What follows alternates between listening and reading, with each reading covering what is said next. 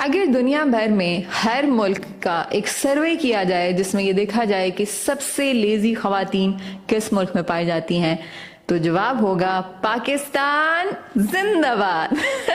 ना don't get me wrong, honestly like I know कुछ खवातीन मेरे ये मैसेज सुन के ट्रिगर हो जाएंगी, और अगर आप मेरा ये मैसेज सुन के ट्रिगर हो रहे हैं तो यू नीड टू थिंक आप ट्रिगर क्यों हो रही हैं,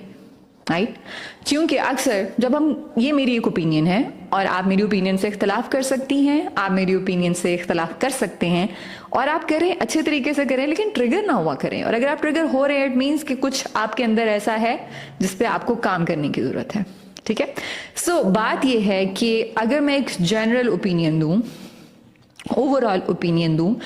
और यहाँ पे मेरा मकसद ये नहीं कि हर खातून लेजी हैं, ऑब्वियसली पाकिस्तान में बड़ी एक्टिव खवातीन भी पाई जाती हैं, लेकिन जनरली ज्यादातर अगर कहीं पे लेजी